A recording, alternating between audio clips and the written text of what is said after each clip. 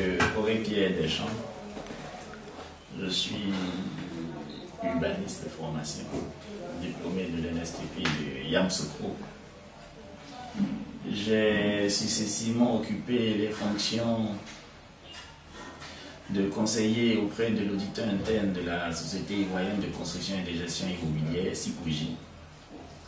J'ai ensuite été assistant du directeur général de la SICOGER, qui est l'entreprise de gestion immobilière de la SICOGI. Et ensuite, j'ai été responsable patrimoine, chef d'exploitation de l'immeuble Siam à Abidjan au Plateau. Durant cette carrière à la SICOGI, j'ai eu le temps de comprendre le besoin pour les Ivoiriens et pour tout être humain d'être propriétaire de sa propre maison.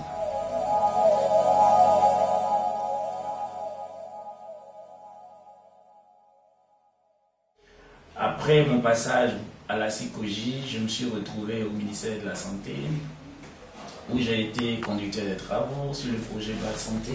Donc on a eu le temps de faire les villages, on avait tous les dispensaires, les maternités dans les villages.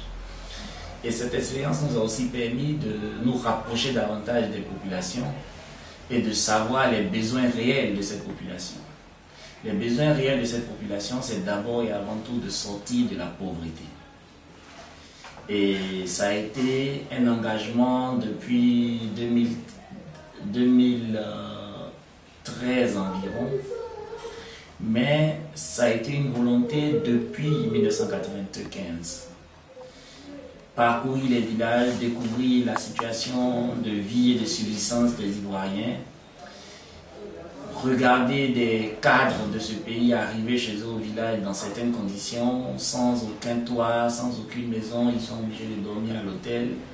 Forcément, ça choque l'attention des gens. Et en tout cas, moi particulièrement, ça a retenu mon attention et j'ai compris qu'il y avait quelque chose à faire pour les Ivoiriens, pour leur permettre de sortir de notre état de pauvreté. Parce que quelqu'un qui n'a pas une maison est un homme pauvre. La pauvreté, c'est pas seulement manger. Et on est arrivé à CIE, Compagnie Ivoirienne d'électricité, en 2002.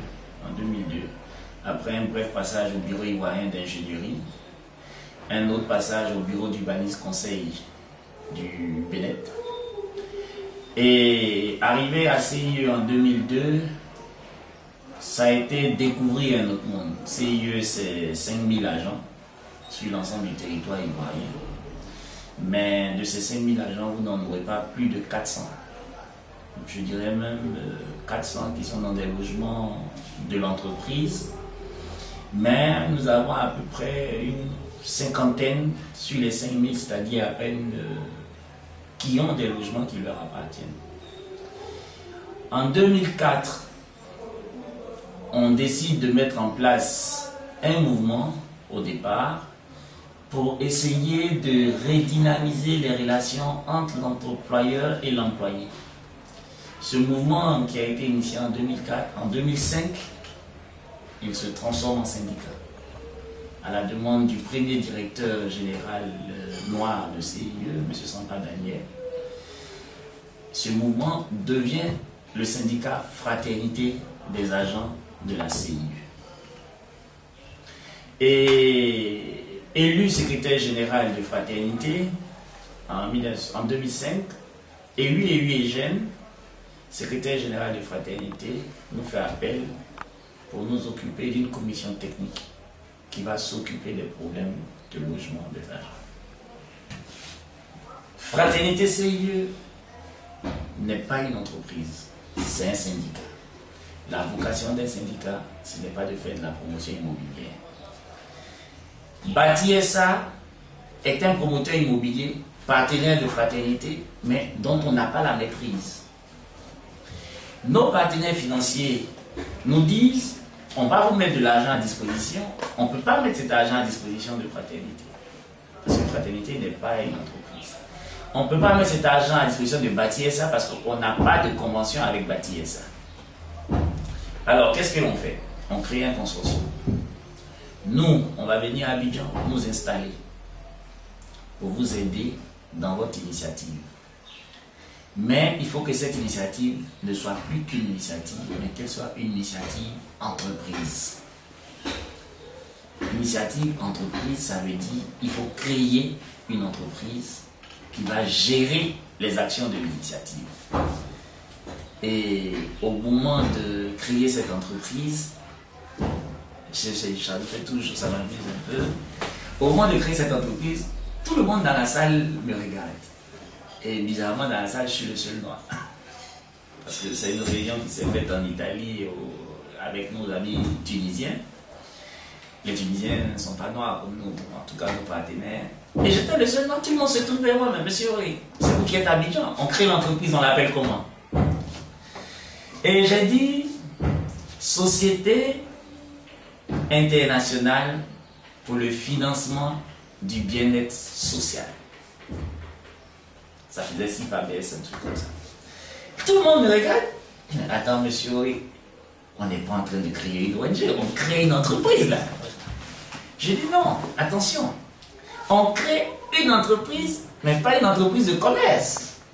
On crée une entreprise pour faire une action sociale à l'attention des agents de la Compagnie ivoirienne d'électricité CIE, à l'attention des adhérents et camarades de fraternité CIE, mais à l'attention de tous les Ivoiriens. Parce que si ce projet il marche pour les agents de CIE, pour les adhérents de fraternité, il faut bien qu'on le fasse pour tout le monde. Et puis comprenez que ici où on se trouvait ce jour-là en Italie, moi j'ai des amis qui sont venus pour m'épauler, qui m'ont hébergé chez eux. Et demain, ils apprendraient que les 3 ou 4 nuits que j'ai fait avec eux là, pendant mon séjour, c'était pour faire des maisons à Abidjan. Et qu'eux, ils n'ont pas eu le droit de dire que c'est très compliqué, quoi. Et c'est comme ça qu'on prend la décision de faire l'action pour tout le monde. Mais on revient au nom de l'entreprise.